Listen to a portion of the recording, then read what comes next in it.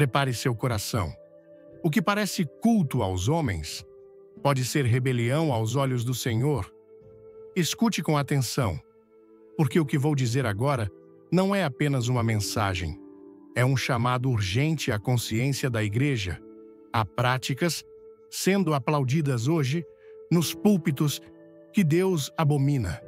Há comportamentos sendo justificados com discursos bonitos, mas que, aos olhos do Senhor, são repugnantes.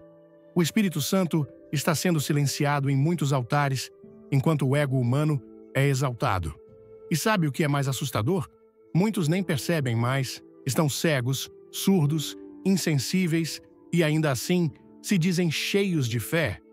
Antes de começar, deixe um nos comentários se você quer despertar sua fé e não se esqueça de curtir e se inscrever.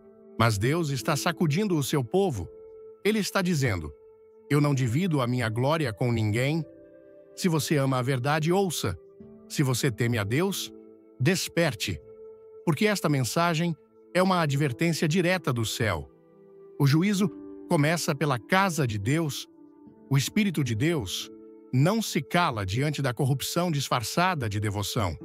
Há um clamor vindo do céu, um chamado que atravessa a confusão dos nossos dias e ecoa nos corações sensíveis. Desperta, ó tu que dormes, porque há uma cegueira espiritual se espalhando entre o povo que se diz de Deus, e muitos não percebem que aquilo que consideram aceitável, Deus rejeita com repulsa. Há igrejas cheias de gente, mas vazias de arrependimento, cultos lotados, mas sem quebrantamento, louvores altos, mas corações endurecidos. E, enquanto tudo isso acontece, os céus estão em silêncio, não por ausência de poder, mas por ausência de santidade. A palavra declara com firmeza, em 1 Pedro 4, versículo 17. Porque já é tempo que comece o julgamento pela casa de Deus. E, se primeiro começa por nós, qual será o fim daqueles que são desobedientes ao Evangelho de Deus? Não é o mundo que será julgado primeiro, é a igreja. Não são os ímpios que receberão o primeiro confronto, são aqueles que afirmam conhecê-lo.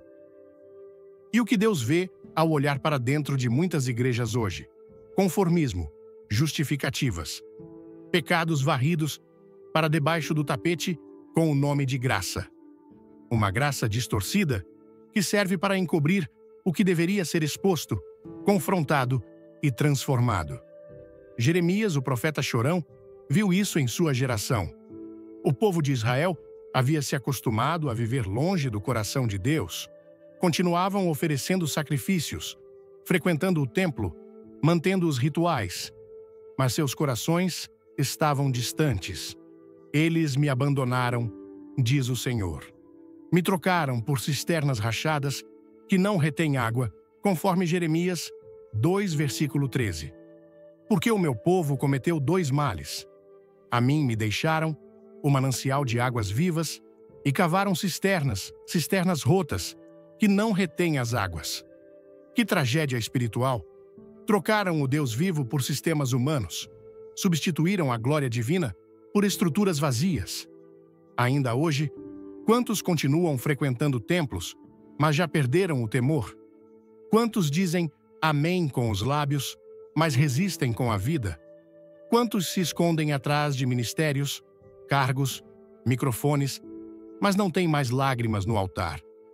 Deus não está em busca de aparências. Ele nunca esteve. Não importa o tamanho da congregação, a beleza da música ou a eloquência do pregador. O que ele procura são corações contritos, espíritos quebrantados, vidas entregues, porque o culto que ele aceita é aquele que nasce do arrependimento e transborda em santidade. Tudo o que é feito fora desse espírito se torna ruído vazio, religiosidade morta, fumaça que não sobe aos céus. Há práticas que se tornaram comuns e que muitos justificam com frases como "todo mundo faz". É só um costume da nossa igreja. Não tem nada de mais. Mas o fato de algo ser comum não o torna santo. O padrão de Deus Não é a cultura religiosa da nossa geração, é a sua palavra. O que ele abominava ontem, ele continua abominando hoje. Deus não evolui com as tendências. Ele é santo, imutável, eterno. E por isso é tão urgente que cada um de nós se examine, porque talvez o que você aprendeu a chamar de normal, Deus chama de afronta. Comente fogo se está pronto para essa mensagem. Curta e fique até o final para uma surpresa. Lembra do povo que dançava em volta do bezerro de ouro no deserto? Eles estavam cantando, celebrando, oferecendo sacrifícios, mas para um Deus que haviam feito com suas próprias mãos. E Moisés, ao descer do monte, não viu apenas uma festa, ele viu idolatria. Viu um povo que tinha esquecido o Deus que os libertou. Quantas igrejas hoje estão fazendo festas ao redor de ídolos modernos, dinheiro, fama, status, influência, sem perceber que perderam o foco do verdadeiro culto? Cantam a Deus com os lábios, mas o coração está em outro altar. É por isso que o Senhor levanta vozes que não se vendem. Homens e mulheres que têm fogo nos ossos, como Jeremias, que não conseguem se calar, mesmo quando todos querem silêncio. Eles não pregam para agradar plateias, pregam para agradar ao Deus que os chamou, e essa mensagem é justamente esse chamado. Volte ao primeiro amor. Abandone o que é aparência e se renda ao que é verdadeiro. Deus está purificando a sua casa. Ele está removendo as impurezas, os disfarces, os rituais vazios. E o que vai permanecer é aquilo que nasceu do Espírito, não da carne. E se você sente o Espírito Santo confrontando você agora, não endureça o coração, não se esconda atrás de argumentos. Não justifique o que Deus está tentando quebrar, porque é melhor ser ferido hoje pela palavra do que ser surpreendido amanhã pelo juízo. Quando Deus começa a julgar a sua casa, Ele não faz com ódio, Ele faz com amor. Um amor que disciplina, que corrige, que chama de volta. Porque Ele não quer apenas frequentadores de igreja, Ele quer filhos transformados. Olhe para dentro, não para os outros, não para o que aquela igreja faz ou aquele pastor permite. Olhe para você, para o seu coração, para a sua conduta quando ninguém está vendo, para as suas intenções por trás do serviço. Porque o juízo não virá sobre estruturas físicas, mas sobre corações. E Deus conhece cada pensamento, cada motivação, cada máscara.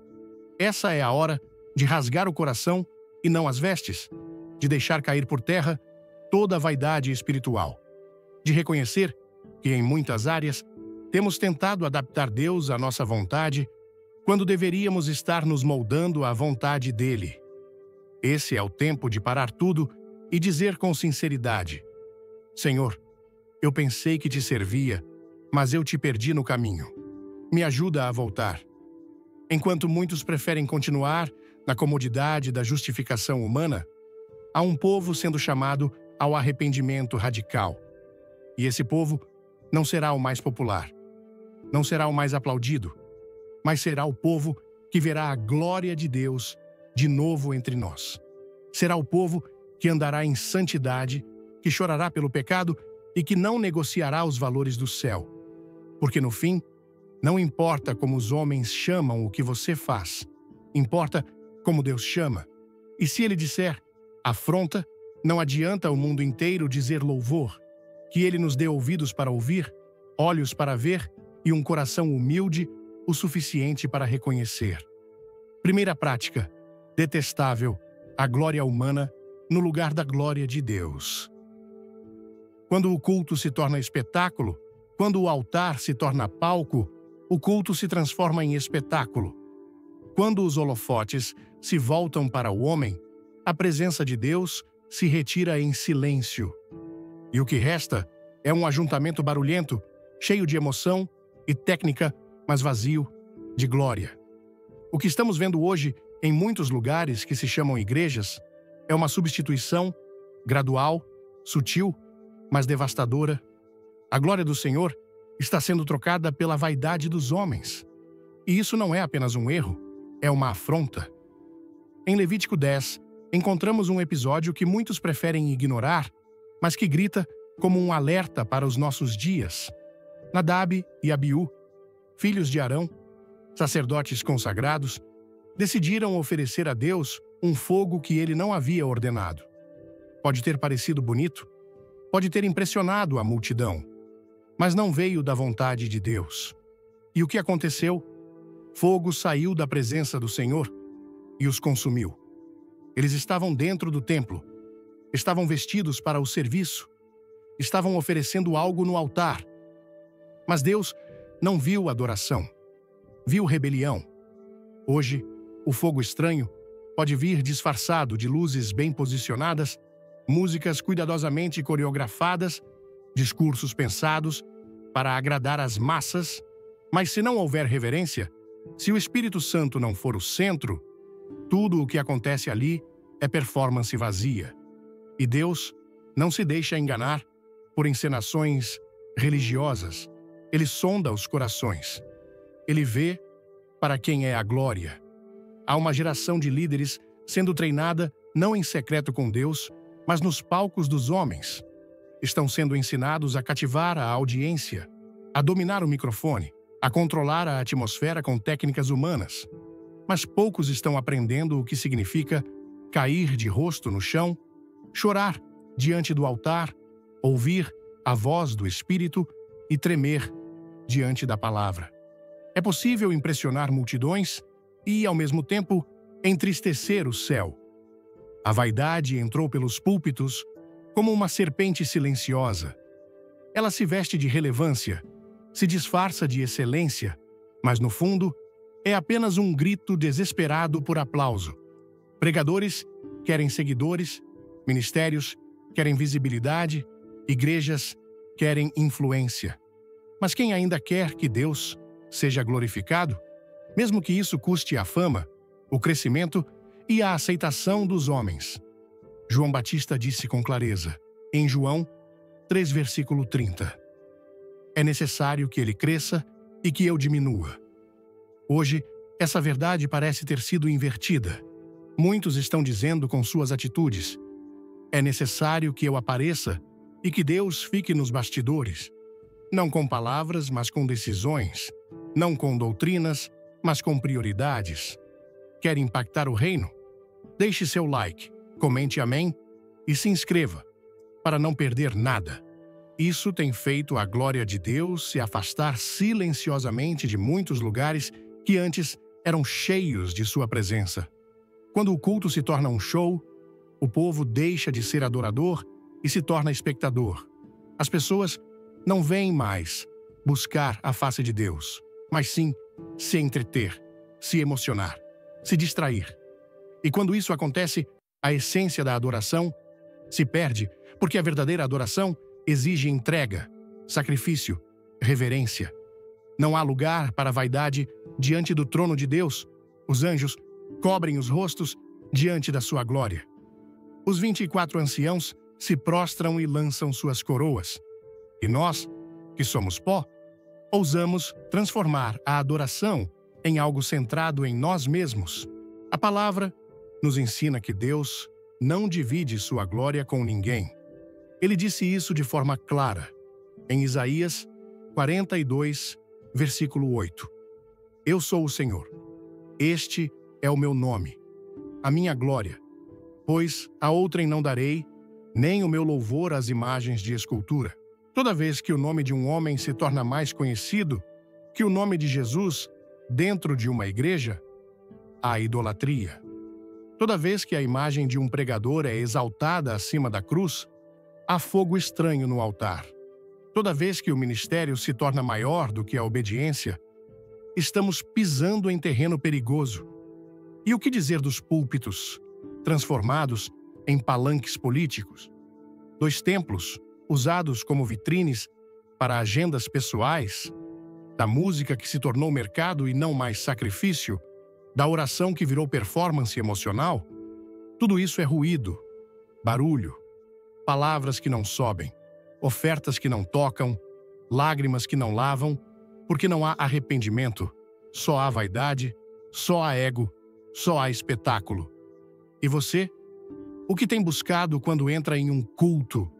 Está à procura de uma experiência emocional ou de um encontro com o Deus Santo?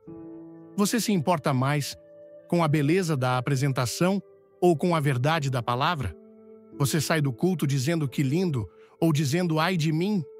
Porque o culto verdadeiro nos quebra, ele nos expõe, ele nos leva ao arrependimento.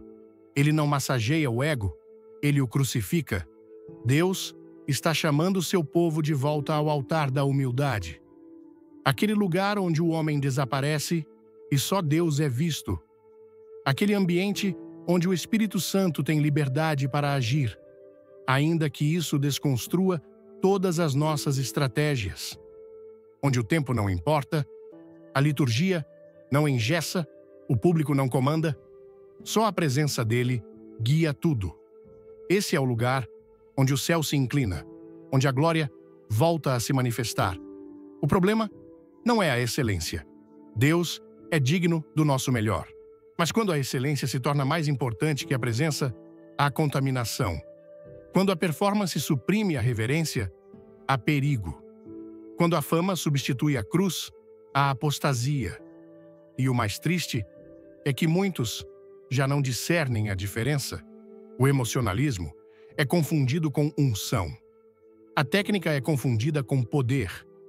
O carisma é confundido com autoridade espiritual. Mas só o fogo verdadeiro consome o sacrifício. Só a glória de Deus transforma. É tempo de limpar o altar, de remover o brilho humano, para que resplandeça a luz de Cristo, de voltar a dizer: Ele é digno, mesmo que ninguém nos veja, mesmo que ninguém nos aplauda, mesmo que sejamos esquecidos pelos homens. Porque o verdadeiro adorador não busca holofotes, busca a face de Deus. Não canta para impressionar, canta para tocar o céu. Não prega para ser notado, prega para obedecer. E você está disposto a desaparecer para que Jesus seja exaltado? Está pronto para dizer, como Paulo, em Gálatas 2, versículo 20, já não sou eu quem vive, mas Cristo vive em mim? Porque essa é a essência da adoração verdadeira, o esvaziamento do eu para a exaltação do Senhor. E quando isso acontece, o céu se abre, a glória volta, a presença inunda, e Deus encontra, finalmente, um lugar onde ele pode habitar. Segunda prática. Detestável. O evangelho diluído. Quando a graça vira licença para o pecado, quando o evangelho perde sua cruz, ele deixa de ser evangelho. Quando a graça é usada como desculpa para continuar no pecado, ela se torna perversão e não redenção. O que temos visto em muitos púlpitos hoje não é a pregação da verdade que liberta, mas uma distorção perigosa que conforta o pecador em sua condição, sem chamá-lo à conversão. É uma mensagem doce aos ouvidos carnais, mas amarga ao Espírito de Deus. Antes de tudo, clica no like se você crê, comente 2 e vem comigo até o final desse vídeo. Uma graça que não transforma não é graça, é engano. E Deus não tolera o engano sendo pregado em seu nome. Paulo fez uma pergunta clara aos crentes em Roma, em Romanos 6, versículos 1 e 2. Que diremos, pois? Permaneceremos no pecado para que a graça seja mais abundante? De modo nenhum. Ele sabia que a natureza humana é inclinada a abusar da misericórdia. Sabia que o coração do homem tenta justificar sua rebeldia com argumentos espirituais, e por isso foi direto. A graça verdadeira não nos autoriza a pecar. Ela nos ensina a dizer não ao pecado. Quem realmente encontrou a graça de Deus, encontra também o caminho do arrependimento. Porque a graça não nos acomoda, ela nos transforma. Mas hoje, em muitos lugares que se chamam igrejas, a santidade virou um tema antiquado. Falar de arrependimento é considerado legalismo. Denunciar o pecado é visto como julgamento. Confrontar o erro virou sinônimo de intolerância. E assim, muitos estão construindo comunidades inteiras sobre um alicerce de areia, bonito por fora, mas fadado ao colapso espiritual. Um Cristo sem cruz, um evangelho sem renúncia, uma salvação sem obediência. Mas Jesus nunca prometeu um caminho fácil, sim, um caminho estreito. Ele disse, em Mateus 16, versículo 24, Se alguém quer vir após mim, negue-se a si mesmo, tome a sua cruz e siga-me. A graça não é a permissão para continuar como estamos, é o poder para sermos o que jamais poderíamos ser sem Deus. É por isso que a graça é escandalosa, porque ela não apenas perdoa, ela transforma. Mas quando o púlpito para de falar em transformação, quando o arrependimento deixa de ser exigido, então estamos lidando com uma caricatura do Evangelho. E muitos estão seguindo essa versão, diluída sem perceber que estão longe do verdadeiro Cristo. Dietrich Bonhoeffer chamou isso de graça barata, aquela que oferece conforto sem exigência, perdão sem arrependimento, salvação sem discipulado. Uma graça que não custa nada ao homem e, por isso, também não lhe acrescenta nada. Mas a graça verdadeira é cara, porque custou tudo a Deus. Ela não nos afaga no pecado, ela nos arranca dele. Não nos embriaga de palavras doces, mas nos desperta com a verdade que fere para curar. E não podemos esquecer que o próprio Jesus, ao perdoar a mulher pega em adultério, disse em João 8, versículo 11, Nem eu te condeno. Vai e não peques mais. Ele não a condenou, mas também não a deixou no mesmo lugar. Ele a levantou com dignidade, mas a chamou para uma nova vida. Isso é graça. Isso é evangelho. Não há evangelho verdadeiro sem arrependimento. Não há salvação genuína sem separação do pecado. Infelizmente, muitos têm trocado a pregação da cruz por discursos motivacionais. Têm trocado a confrontação do pecado por palavras de autoajuda. Pregadores estão mais preocupados em agradar as multidões do que em agradar ao Deus que os chamou. Mas Deus não unge discursos que consolam o pecado. Ele unge palavras que quebram cadeias. O Espírito Santo não se move onde o pecado é tolerado. Ele se move onde há rendição. Não estamos dizendo que a graça não é poderosa. Ela é. Ela é mais poderosa do que qualquer pecado. Mas ela exige resposta. A graça é uma porta aberta, não um tapete onde se pisa com desprezo. É um convite à vida, não uma licença para viver de qualquer maneira. Por isso, quando ouvimos pregações que apenas dizem Deus te aceita como você é, precisamos lembrar que isso é apenas metade da verdade. Deus nos aceita como estamos, sim, mas Ele nos ama demais para nos deixar como estamos. Ele exige mudança, Ele deseja santidade, Ele requer arrependimento. A Bíblia diz, em Tito 2, versículos 11 e 12, porque a graça de Deus se manifestou, trazendo salvação a todos os homens, ensinando-nos que, renunciando à impiedade e às paixões mundanas, vivamos neste mundo de forma sensata, justa e piedosa. Veja, a mesma graça que salva ensina. Ela não apenas cobre, ela corrige. Não apenas acolhe, mas direciona. E, se a sua ideia de graça não inclui renúncia, então você não entendeu a graça. Você conheceu apenas uma sombra dela, não sua essência. O que mais assusta é que essa distorção está formando crentes superficiais, sem raiz, sem firmeza, que confundem emoção com fé e que estão sempre em busca de bênçãos, mas jamais dispostos a obedecer. Pessoas que conhecem o nome de Jesus, mas não o caráter de Jesus, que frequentam igrejas, mas não conhecem a santidade, que dizem Senhor, Senhor, mas vivem como se fossem donos da própria vida.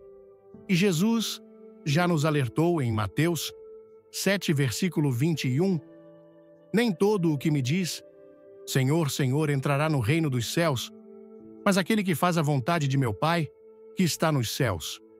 Vamos juntos? Curta, comente, Deus é fiel. E se inscreva para um final que vai te chocar. Se o evangelho que você tem ouvido não te leva ao arrependimento, fuja dele. Se a mensagem que está sendo pregada não te confronta, mas apenas te conforta em meio ao pecado, essa mensagem não vem de Deus. O evangelho verdadeiro nos chama a morrer para nós mesmos, a deixar o velho homem, a andar em novidade de vida. E isso não é fácil, nunca foi, mas é o único caminho que leva à vida eterna. O Espírito Santo está buscando corações que se deixam quebrar, que não querem apenas uma vida leve, mas uma vida santa, que não desejam apenas bênçãos, mas pureza, que entendem que a graça é poderosa demais para ser banalizada. Porque quando você compreende o preço que foi pago na cruz, não dá mais para viver como se o pecado não importasse. Quando você vê o sangue de Cristo derramado por amor, não dá mais para brincar com aquilo que ele veio destruir. É tempo de restaurar a verdade, de voltar à cruz, de proclamar um evangelho que salva, sim, mas que também purifica. Um evangelho que perdoa, sim, mas que também transforma. Um evangelho que enche de amor, mas que exige renúncia. Porque a graça de Deus é mais que um escape. Ela é um chamado à santidade e quem a recebe de verdade jamais será o mesmo. Terceira prática detestável: o amor ao dinheiro dentro da casa de Deus. A mesa dos cambistas ainda está de pé. Há algo profundamente ofensivo acontecendo diante dos olhos de Deus, e muitos estão aplaudindo como se fosse bênção. A ganância, antes condenada, agora é disfarçada de fé. O comércio, que deveria ficar do lado de fora do templo, foi trazido para o centro do altar. E aquilo que deveria ser sagrado hoje é usado como instrumento de lucro. A casa de Deus, construída para ser um lugar de adoração, virou um mercado espiritual. Jesus não suportou ver isso no seu tempo, e ele continua não suportando hoje. A palavra é clara. Em Mateus 21, versículos 12 e 13. E entrou Jesus no templo de Deus, e expulsou todos os que vendiam e compravam no templo, e derrubou as mesas dos cambistas e as cadeiras dos que vendiam pombas.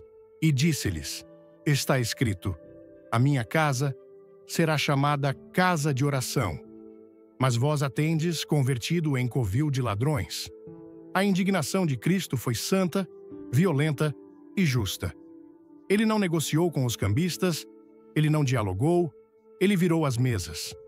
E essa cena precisa se repetir em muitos lugares hoje, não com violência física, mas com um confronto direto do Espírito contra tudo aquilo que tem manchado o nome santo de Deus. Quando a fé vira produto, o púlpito vira balcão. Quando a bênção é precificada, o milagre se torna moeda.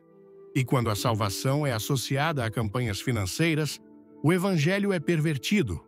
Muitos já não pregam mais para salvar almas, mas para manter o caixa cheio.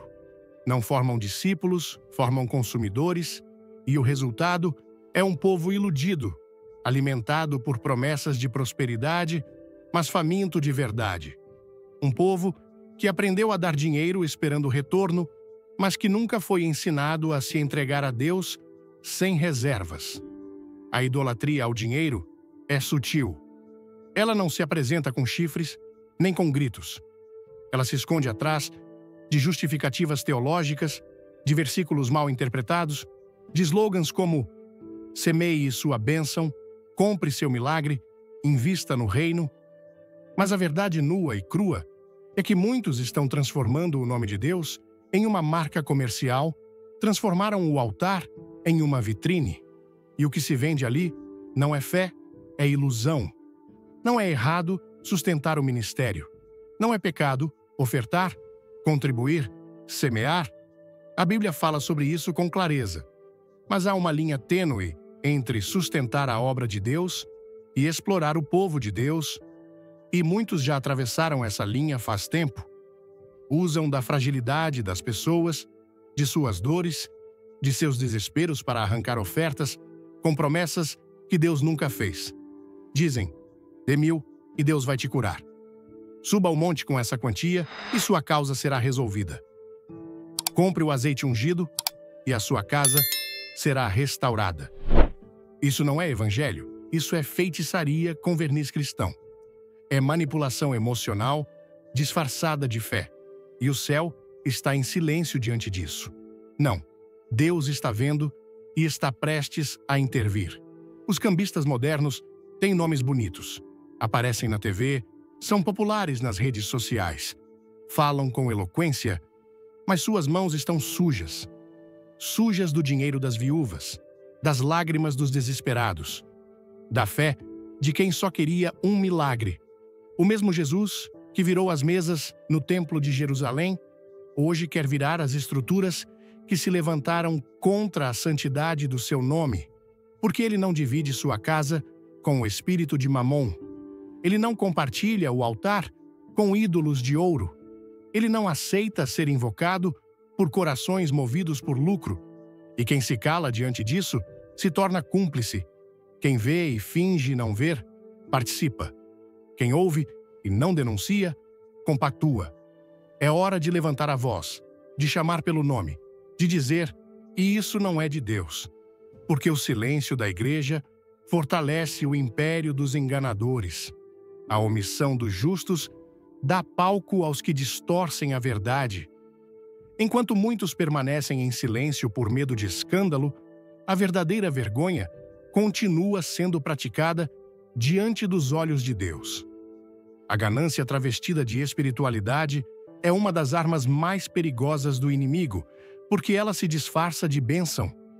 Ela se alimenta do aplauso das multidões, mas no fundo é traição. Traição à cruz, traição ao evangelho, traição à verdade. E quem se rende a esse sistema precisa se arrepender, precisa abandonar os lucros ilícitos, precisa voltar à simplicidade do evangelho, porque Deus não está interessado em igrejas ricas. Ele está interessado em igrejas puras. Ele não quer catedrais impressionantes. Ele quer corações quebrantados. Ele não precisa de ouro. Precisa de obediência. A palavra nos mostra um exemplo severo, Simão, o mágico. Ele viu os apóstolos impondo as mãos e o Espírito Santo sendo derramado. E o que ele fez? Ofereceu dinheiro, quis comprar o poder de Deus. E Pedro não teve pena. Disse em Atos 8, versículo 20, o teu dinheiro seja contigo para a perdição, pois cuidaste que o dom de Deus se alcança por dinheiro. A repreensão foi dura, mas justa, porque a unção não está à venda. O favor de Deus não se negocia. A presença de Deus não se compra com ofertas, se conquista com rendição. É tempo de purificação. É tempo de virar as mesas, de limpar os altares, de remover os ídolos, de rejeitar toda a tentativa de transformar o sagrado em mercadoria. E isso começa com cada um de nós, com líderes que decidem voltar à integridade, com igrejas que recusam se curvar à pressão do sistema, com crentes que dizem: prefiro um culto simples com a presença de Deus do que um show cheio de ostentação e vaidade. A igreja precisa lembrar que foi comprada por um preço, o sangue de Cristo. E esse sangue não foi derramado para financiar impérios terrenos, mas para redimir almas eternas. O propósito de Deus nunca foi encher bolsos, foi encher o céu. E todo ministério que inverte essa ordem está fora da vontade do Pai. O que adianta conquistar riquezas se a alma está vazia? O que adianta acumular seguidores se o coração está longe de Deus? O Espírito clama por uma reforma. Uma reforma que não começa em estruturas externas, mas no íntimo de cada adorador. Uma reforma que diz: basta, basta de comércio, basta de manipulação, basta de transformar o nome de Jesus em oportunidade de negócio. Ele é o Cordeiro, não uma marca. Ele é o Senhor, não uma ferramenta. Ele é o Rei dos Reis, não um slogan de campanha. E ele está voltando. E quando voltar, virá para julgar com justiça, não com base em arrecadações, mas em fidelidade. Não com base em aparências, mas em verdade. E quando ele olhar para a sua casa, que ele não encontre mais mesas de cambistas, mas um altar limpo, consagrado, digno da sua glória. Quarta prática detestável: a tolerância com o erro em nome de uma paz superficial.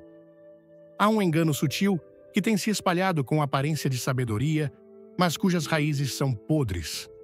É o tipo de mentira que se veste com vestes de tolerância, que se apresenta como maturidade, mas que, no fundo, é covardia espiritual. Trata-se da falsa unidade, aquela construída sobre o silêncio diante do erro, sobre o acobertamento do pecado, sobre a omissão disfarçada de amor. Muitos líderes e igrejas têm sacrificado a verdade no altar da paz aparente, e isso, aos olhos de Deus, é uma abominação. A palavra é clara. Em João 7, versículo 24, não julgueis segundo a aparência, mas julgai segundo a reta justiça. Mas essa ordem de Cristo foi esquecida por muitos que preferem a comodidade da neutralidade. O argumento recorrente é: não cabe a nós julgar. Mas o mesmo Jesus que ensinou o amor incondicional também nos ordenou a discernir o certo e o errado, a não tolerar o fermento que leveda toda a massa, a corrigir com verdade e graça.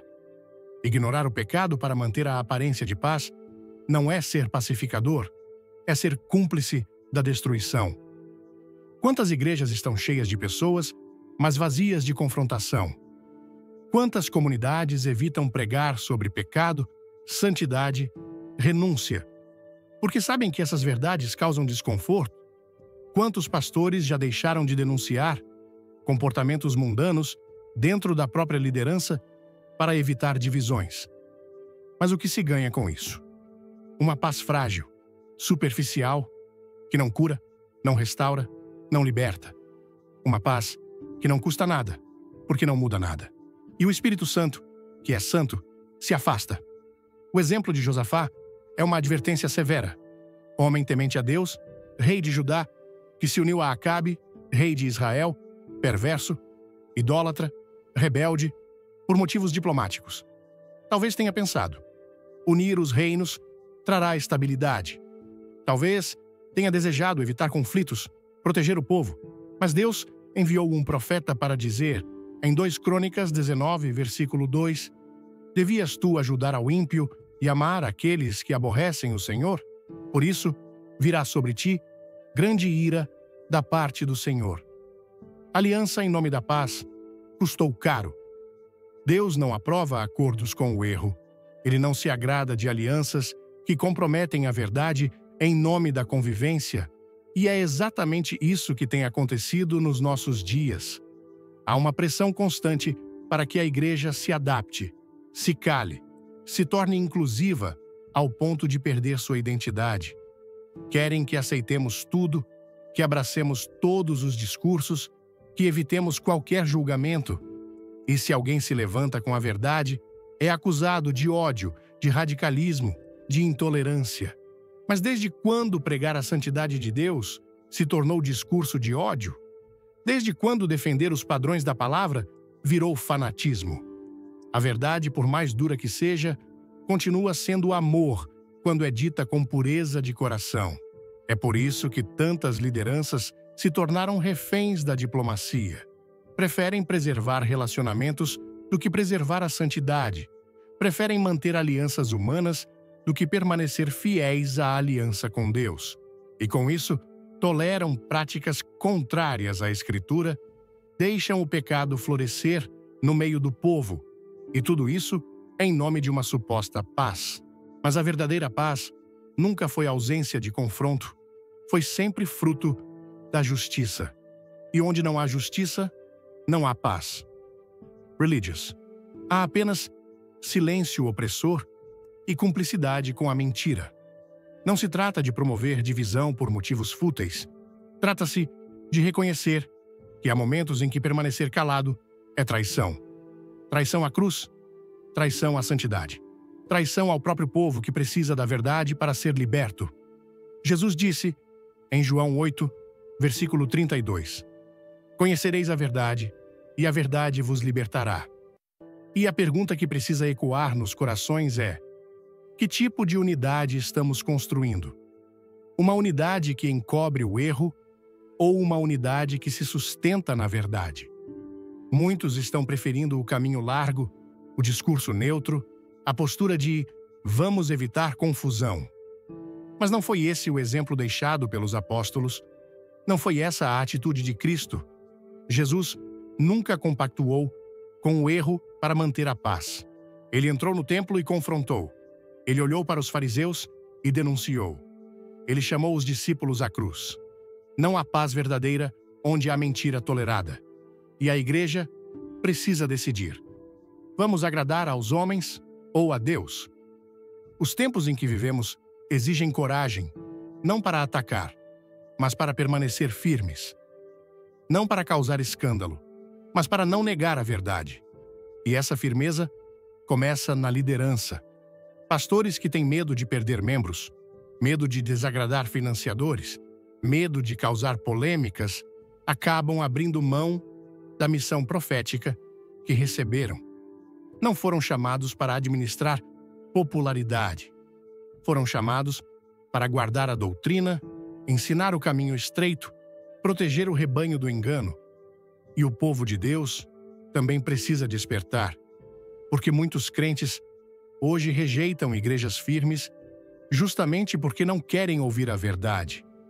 Procuram pastores que dizem o que eles querem ouvir, trocam de congregação quando são confrontados, preferem o conforto da superficialidade ao chamado da santidade. Mas esse é o tempo de escolher: verdade ou vaidade, santidade ou conveniência, integridade ou popularidade. A unidade verdadeira é fruto do Espírito, mas o Espírito Santo não une o que é santo com o que é profano. Ele não mistura luz com trevas. Ele não constrói comunhão onde a verdade foi sacrificada. E é por isso que a igreja precisa purificar seus vínculos, rever suas alianças e examinar suas práticas. Não podemos mais aceitar o pecado como normal. Não podemos mais encobrir falhas em nome de relacionamentos. Não podemos mais adormecer enquanto a verdade é calada. O clamor do céu é por uma igreja fiel. Uma igreja que ama, mas ama o suficiente para dizer a verdade, que abraça, mas abraça para curar, não para manter a ferida escondida, que caminha com todos, mas sem negociar os princípios eternos, que escolhe ser rejeitada pelos homens, se necessário, para ser aprovada por Deus. Porque no fim, será Ele quem julgará. E naquele dia, não importará quantas alianças humanas fizemos. Importará se permanecemos fiéis à sua palavra. Que Ele não nos encontre abraçando o erro, acobertando o pecado ou promovendo uma paz que Ele mesmo nunca assinou. Que Ele nos encontre firmes, santos, comprometidos com a verdade, mesmo que custe tudo, porque essa é a única unidade que o céu reconhece, a que nasce da verdade e se sustenta na fidelidade. Quinta prática detestável: o silêncio sobre o inferno e o juízo. Há um silêncio assustador em muitos púlpitos hoje, um silêncio que não vem do espírito, mas do medo. Um silêncio que não é sabedoria, é omissão. Um silêncio que grita aos céus porque deixou de anunciar verdades que sustentam o próprio Evangelho. E entre essas verdades está uma que muitos têm removido por completo: o juízo eterno, o inferno, a condenação que aguarda os que rejeitam a santidade de Deus. É como se o inferno tivesse deixado de existir, como se o Deus que julga tivesse sido substituído por um Deus apenas de abraços e promessas. Mas o que está sendo pregado não é o Evangelho. É uma ilusão cuidadosamente moldada para agradar aos ouvidos carnais. João Batista, quando viu os fariseus e saduceus se aproximando para o batismo, não os acolheu com palavras suaves.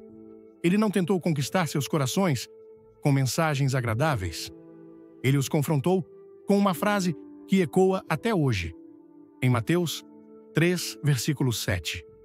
Raça de víboras, quem vos ensinou a fugir da ira vindoura? João não suavizou a verdade. Ele sabia que havia uma ira prestes a se manifestar e que a única resposta possível era arrependimento. Hoje, essa mesma ira está sendo ignorada por muitos que deveriam anunciá-la. E ao invés de clamarem, arrependei-vos, estão dizendo, tudo vai dar certo, continue como está. Mas se não há juízo, para que cruz? Se não há condenação, por que arrependimento? Se não há inferno, então o sacrifício de Cristo se torna apenas uma história bonita, não uma urgência vital. A cruz perde seu poder quando o pecado perde sua gravidade. E é exatamente isso que tem acontecido. A gravidade do pecado foi relativizada. O juízo de Deus foi suavizado. O temor do Senhor foi substituído por uma teologia de conforto. E a consequência é uma geração que não teme, que não se submete, que não se rende, porque não entende do que foi salva. Jesus falou mais sobre o inferno do que qualquer outra pessoa nas Escrituras. Ele descreveu o lugar onde há choro e ranger de dentes, onde o verme não morre e o fogo nunca se apaga, conforme Marcos 9, versículo 48. Onde o seu verme não morre e o fogo nunca se apaga. Ele contou a parábola do rico e Lázaro para mostrar que depois da morte há uma separação eterna e irreversível. Ele advertiu seus ouvintes a temerem não aqueles que podem matar o corpo, mas aquele que pode lançar a alma no inferno, em Mateus 10, versículo 28. E não temais os que matam o corpo e não podem matar a alma. Temei antes aquele que pode fazer perecer no inferno a alma e o corpo. E mesmo assim, muitos hoje ignoram tudo isso, como se não fosse relevante, como se fosse apenas uma linguagem simbólica ultrapassada.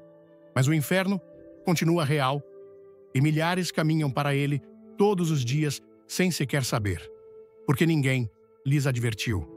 A função do pregador não é entreter, é alertar. Não é massagear o ego, é sacudir a alma. Não é oferecer promessas sem condições, mas conduzir o pecador à cruz com urgência. E isso só acontece quando se prega todo o conselho de Deus, não apenas a parte confortável, mas também a parte que arde, aquilo que fere antes de curar, que derruba antes de restaurar. Porque sem esse confronto, não há conversão genuína. Sem esse choque com a verdade, tudo o que se forma é religiosidade superficial, não salvação. A Bíblia declara que Deus estabeleceu um dia em que há de julgar o mundo com justiça, em Atos 17, versículo 31. Porquanto estabeleceu um dia em que há de julgar o mundo com justiça, por meio de um varão que destinou. E esse dia se aproxima. Não importa o quanto tentem silenciar essa verdade, ela continua imutável. O mundo será julgado, os homens prestarão contas, os livros serão abertos, e os que não foram encontrados no livro da vida serão lançados no lago de fogo. Isso não é metáfora, isso não é exagero, isso é Bíblia. E todo aquele que ama a palavra deve amar também essa verdade, por mais dura que pareça. E por quê? O juízo é uma expressão do amor de Deus, porque um Deus que não julga o mal seria um Deus indiferente à injustiça. Um Deus que ignora o pecado seria cúmplice dele. Mas o nosso Deus é justo, santo, incorruptível. E sua justiça exige resposta ao pecado. Por isso, a cruz é tão poderosa, porque foi nela que a ira justa de Deus foi satisfeita, não sobre o pecador, mas sobre o Cordeiro. A cruz elimina o juízo. Ela o assume. E por isso, quando se omite o juízo, também se esvazia o valor do sangue de Cristo. Há um clamor do céu por uma igreja que volte a pregar o inferno, não para manipular pelo medo, mas para despertar pelo temor. Porque há uma diferença entre temor e pânico. O temor leva ao arrependimento, o pânico leva ao desespero. O temor é santo, nos aproxima de Deus, e a igreja que teme é a igreja que permanece, que prega o evangelho completo, que não negocia a verdade por aplausos, que prefere ser criticada pelos homens do que rejeitada por Deus. Muitos evitam falar do inferno com a desculpa de que afasta as pessoas de Deus. Mas o que afasta as pessoas de Deus não é a verdade, é o pecado. E o que as conduz de volta não são palavras suaves, mas a verdade dita com compaixão. É possível pregar sobre o juízo com lágrimas nos olhos. É possível advertir com amor. É possível anunciar o inferno apontando para a cruz. Porque a graça de Deus só é maravilhosa quando entendemos do que ela nos livrou. E ela nos livrou do castigo eterno.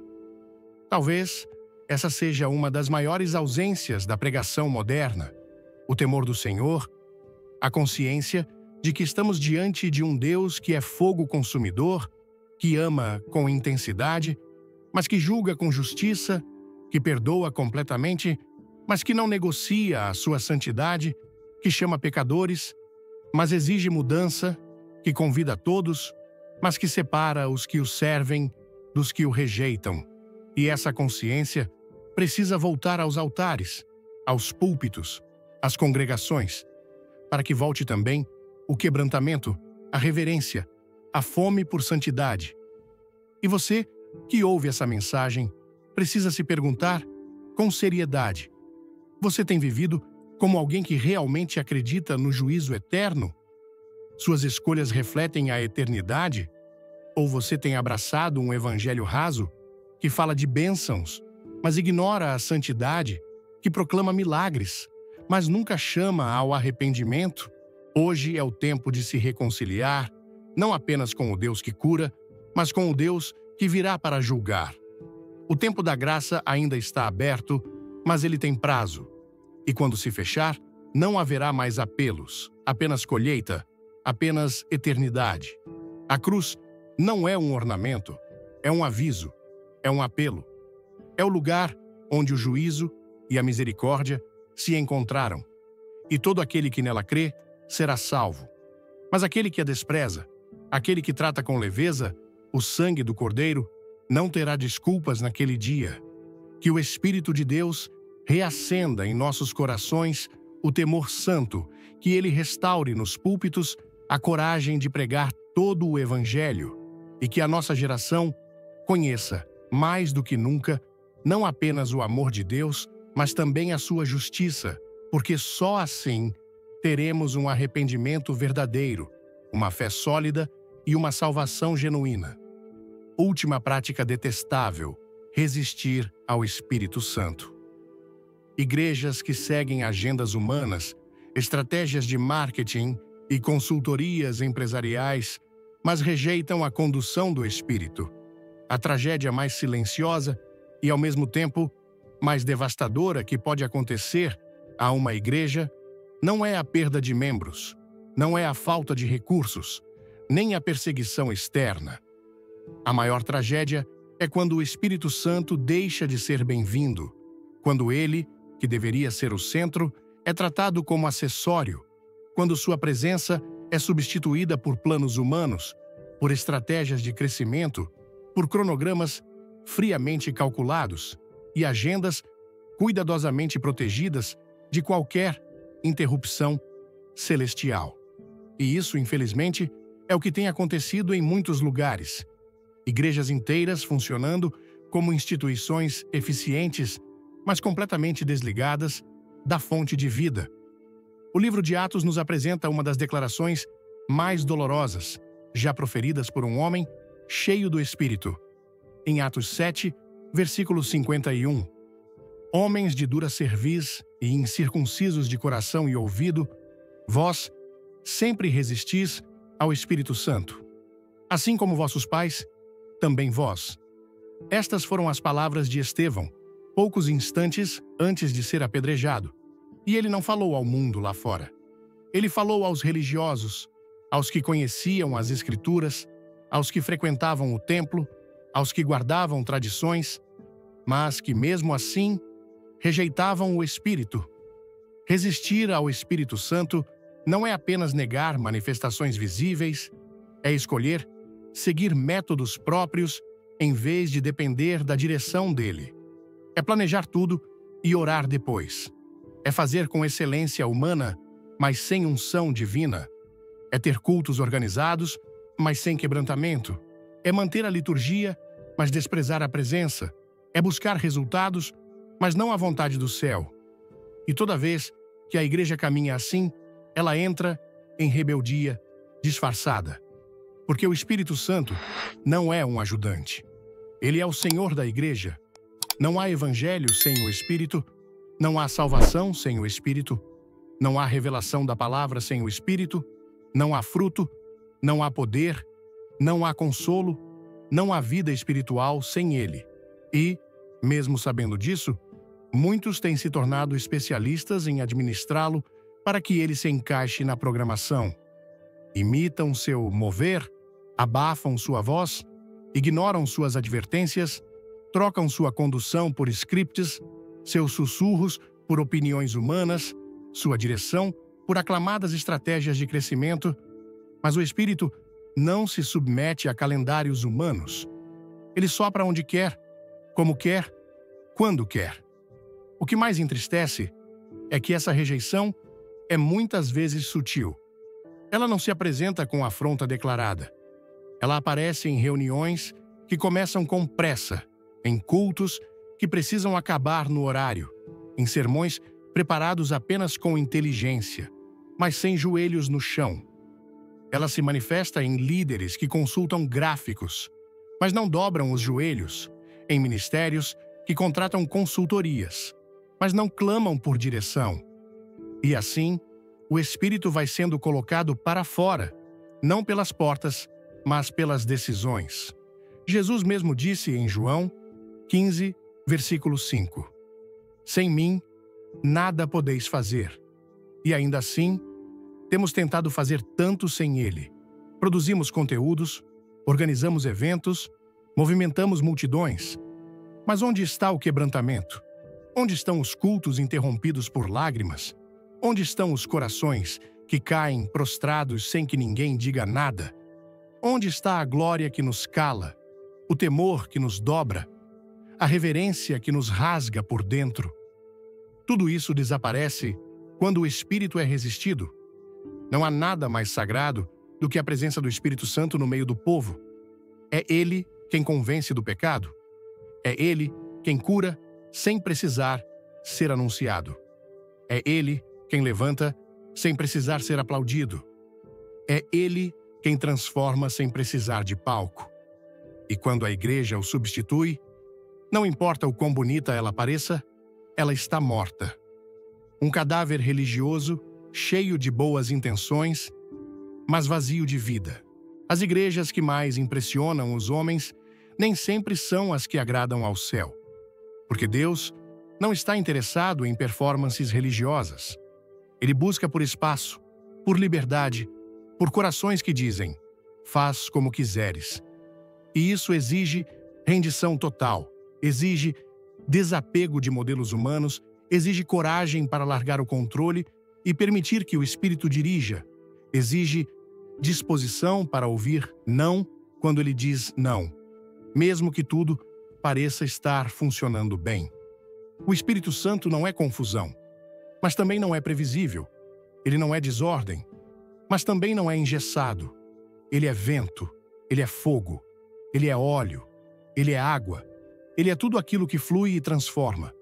E quando a igreja o resiste, ela perde o brilho, a vida, o poder. Pode continuar funcionando, mas perde o céu. Pode continuar existindo, mas sem eternidade. E isso é mais trágico do que qualquer crise visível. É tempo de arrependimento, de retorno à dependência total, de jogar fora tudo o que foi feito para parecer relevante, mas que nasceu fora da oração. É hora de abrir espaço, não apenas na liturgia, mas no coração, de parar de buscar fórmulas e começar a buscar fogo, de parar de repetir modelos e começar a clamar por manifestação. Porque o Espírito Santo não se impressiona com números, mas se move onde encontra fé, humildade e verdade. Muitos estão se perguntando: por que os sinais cessaram? Por que os dons silenciaram? Por que os corações estão frios? A resposta está na resistência. Onde ele é ignorado, ele se cala. Onde ele é bloqueado, ele se retira. Onde ele é esquecido, ele não força a entrada. E o que resta é apenas religião, sem arrependimento, sem transformação, sem salvação. Que este seja o clamor que se levanta do coração da igreja nesta geração.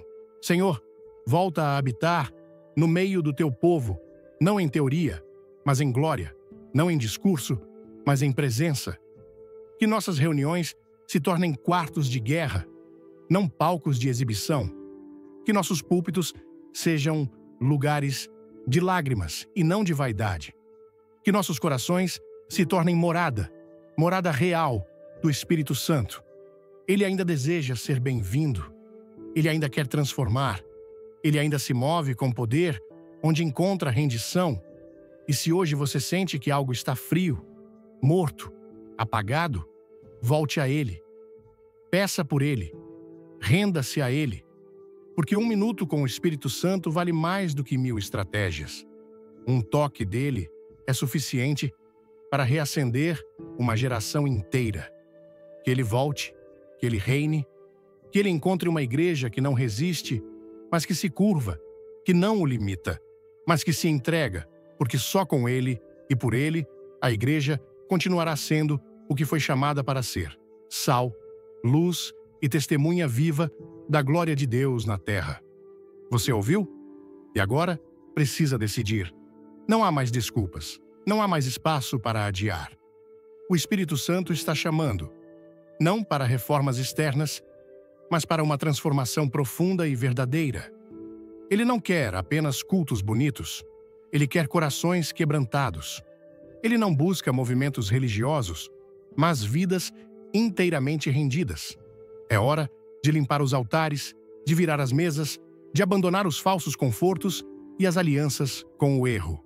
É hora de dizer basta ao evangelho diluído, à fé sem cruz, à igreja sem espírito. Deus está à procura de um povo que o adore em espírito e em verdade. Um povo que prefira a presença dele ao aplauso dos homens, que abrace a verdade, mesmo que ela custe, que tema o inferno, não por medo, mas por reverência, que não negocie a glória com o mundo, que não resista ao Espírito, mas que o clame com gemidos profundos. Senhor, volta a habitar no meio do teu povo. Esse é o tempo, esse é o chamado, essa é a hora.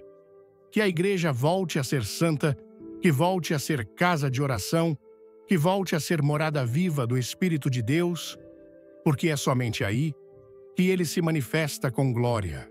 Ouvir uma mensagem tão poderosa como 7 práticas nas igrejas de hoje, que Deus detesta, mas muitos ainda justificam, é como sentir um despertador espiritual ecoando diretamente do céu.